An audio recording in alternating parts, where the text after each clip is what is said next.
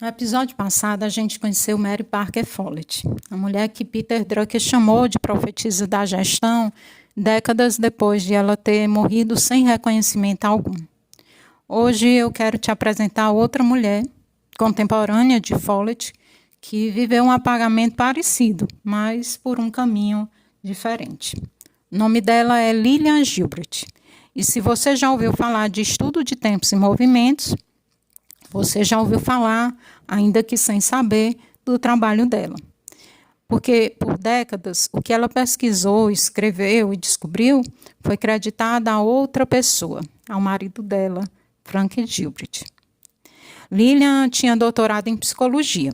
Era possivelmente a primeira psicóloga industrial e organizacional da história. E foi o trabalho dela, não o de Frank, que impediu que a administração científica de Taylor desmoronasse sob o peso da própria desumanização. Nós vamos entender como é que isso aconteceu e por que é que quase ninguém sabe ou fala disso. Lillian Evelyn Muller nasceu em 1872 em Oakland, na Califórnia, numa família bem numerosa e relativamente próspera. Ela era uma menina inteligente, ambiciosa, num tempo em que isso não era exatamente celebrado. Se formou na Universidade da Califórnia, em Berkeley, em literatura inglesa. E depois seguiu para uma outra universidade, a Brown, onde concluiu o mestrado e, em 1915, o doutorado em psicologia aplicada. Esse é um detalhe importante. Ela foi a primeira entre os pioneiros da administração industrial a ter um doutorado. Não foi Taylor, não foi Frank, o seu marido, foi Lillian. A tese dela, aliás, já anunciava o que seria a sua obsessão intelectual pelo resto da vida. Tratava de métodos eficientes de ensino e de como eliminar desperdício no processo de aprendizagem. Em 1904, Lillian se casou com Frank Gilbert, um empreendedor da construção civil que já vinha fazendo observações sobre movimento e eficiência no trabalho desde os 27 anos, quando ele era superintendente numa empresa de construção. Os dois formaram uma parceria intelectual e profissional bem rara para a época. Juntos, eles fundaram uma empresa de consultoria dedicada a estudo de tempos e movimentos. E juntos eles tiveram 12 filhos. 12. Lillian administrava simultaneamente uma carreira científica pioneira, uma parceria de consultoria internacional e, sim, uma casa com uma dúzia de crianças. E como talvez você já imagine, ela aplicou exatamente os mesmos princípios de eficiência que estudava no trabalho industrial à própria rotina doméstica.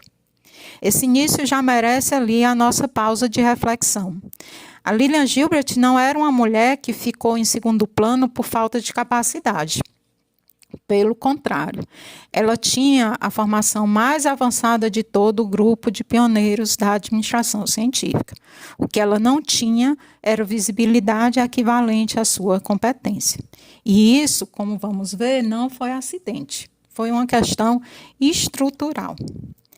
Por volta de 1914, Lillian e Frank Gilbert iniciaram um trabalho que se tornaria fundamental para a administração científica: o estudo do tempo, do movimento e da fadiga.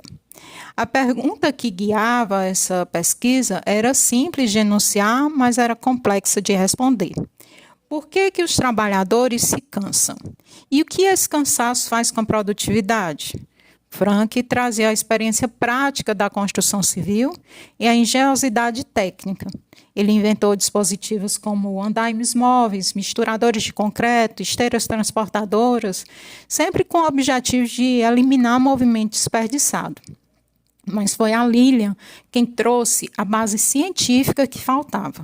Ela fundamentou o estudo na anatomia e na fisiologia humana, entendendo a fadiga não como uma fraqueza moral do trabalhador, mas como um fenômeno biológico que precisava ser compreendido e gerenciado. Juntos, eles descobriram algo que parece evidente hoje, mas que era revolucionário na época. A fadiga no trabalho trazia diminuição da produtividade, queda na qualidade, aumento de doenças, mais acidentes e uma rotatividade pessoal muito maior. Ou seja, A fadiga não era só um problema humano, era um problema econômico que a empresa pagava, mesmo que não soubesse disso. A partir dessa descoberta, eles propuseram soluções concretas: o redesenho do ambiente de trabalho, a redução das horas diárias, a implantação de dias de descanso remunerado, e desenvolveram uma técnica de catalogação de movimentos que ficou conhecida como Terblick, uma palavra que, curiosamente, é o sobrenome Gilbert, quase invertido.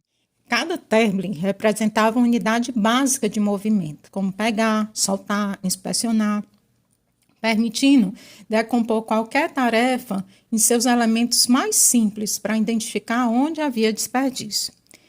Eles também foram pioneiros em usar fotografia e filme para estudar o trabalho, capturando os movimentos dos trabalhadores em câmera lenta para identificar gestos desnecessários invisíveis ao olho nu. Isso era tecnologia de ponta para a década. E essa inovação metodológica também é, em grande parte, atribuída a Lilian, que tinha o rigor científico para transformar imagens em dados analisáveis. Aqui chegamos no ponto mais importante desse episódio, e numa ideia que conecta diretamente com tudo que vimos sobre Taylorismo. Lembra das críticas que foram feitas ao Taylorismo? A visão do trabalhador como um robô biológico, a redução do ser humano a movimentos cronometrados, a desumanização que Chaplin satirizou em tempos modernos? Pois é, Peter Drucker, sim, ele aparece de novo. Argumentava que foi exatamente o trabalho da Lilian Gilbert sobre a psicologia da administração e o combate à fadiga que impediu que a administração científica destruísse a si mesma pelo esgotamento humano que ela mesma provocava. Pensa nisso como um cuidado. Taylor media tempo e movimento como se o corpo humano fosse uma máquina infinita e infinitamente repetível. Lilian trouxe a pergunta que faltava. O que é que acontece com essa máquina quando ela é, na verdade, um ser humano, com limites fisiológicos e psicológicos reais? A resposta dela está condensada no título do seu livro mais importante, que foi publicado em 1914, que é A Psicologia da Gestão.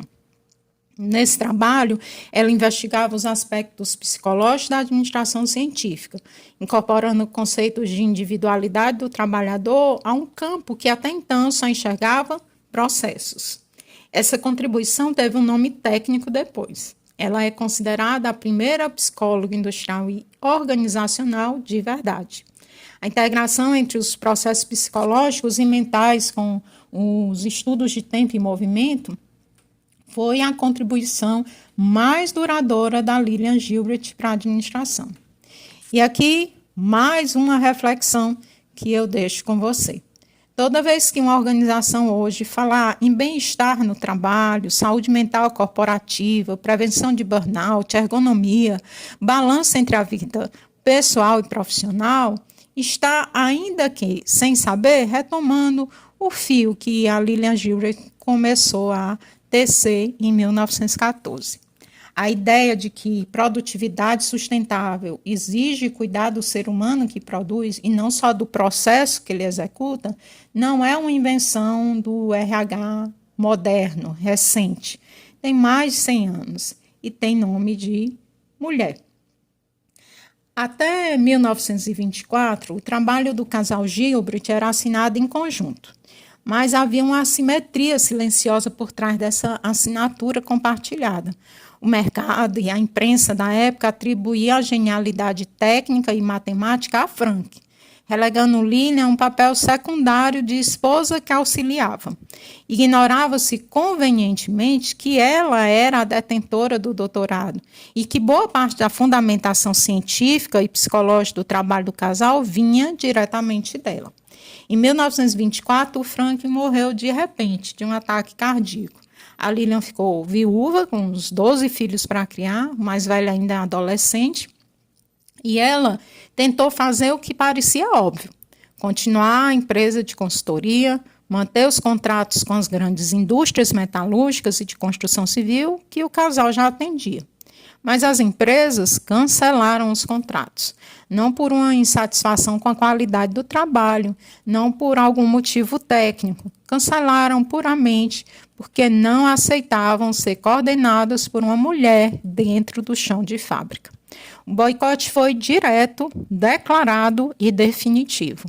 A mesma mulher que tinha doutorado, que havia coassinado décadas de pesquisa pioneira, que entendia profundamente os processos daquelas indústrias, essa mulher foi considerada inaceitável simplesmente por ser mulher.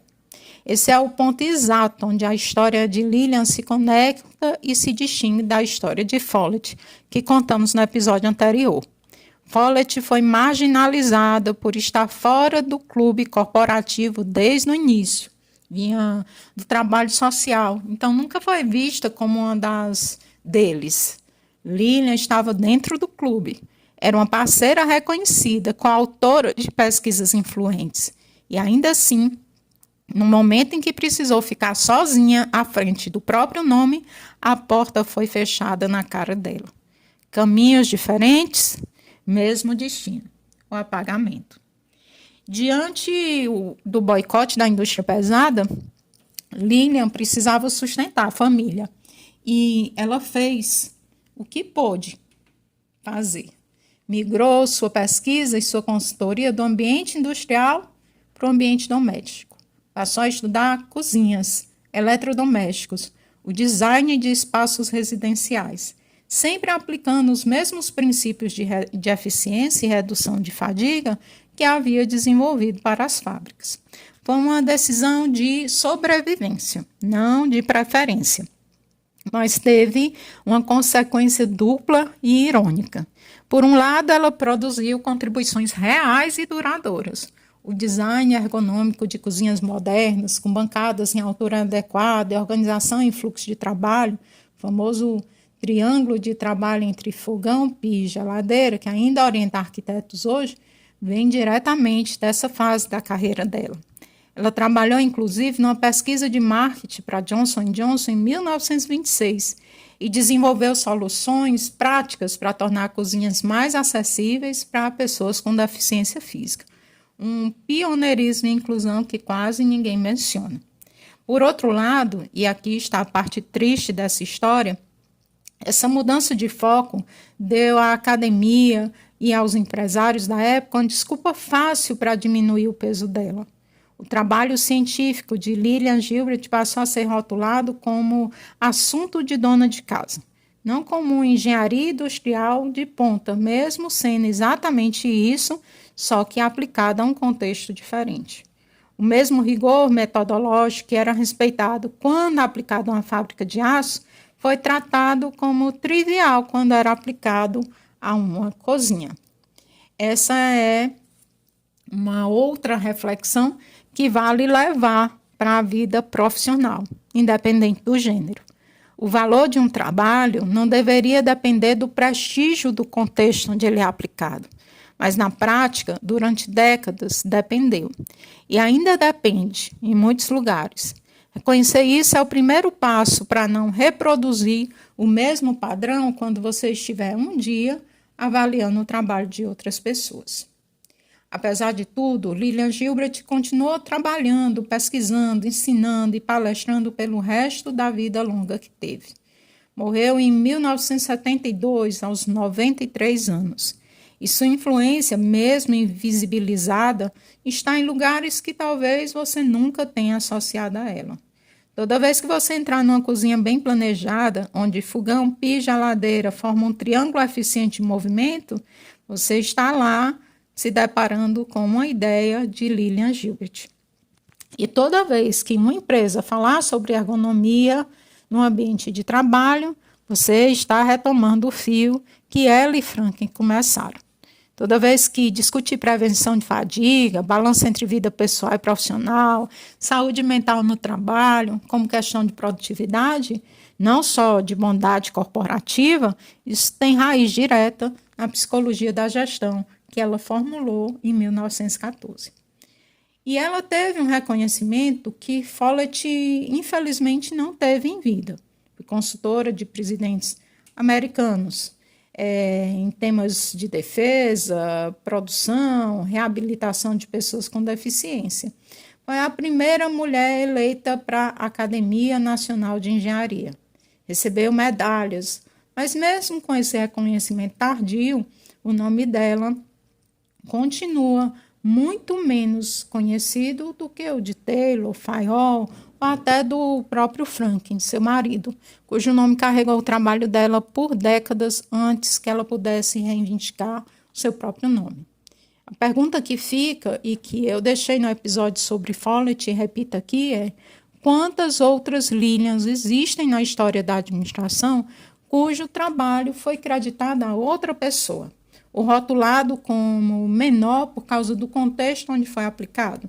Uma formação séria em administração inclui conhecer essas histórias e perguntar isso, não para reescrever o passado, mas para enxergar com mais justiça o que temos no presente. E assim terminamos o 6º episódio.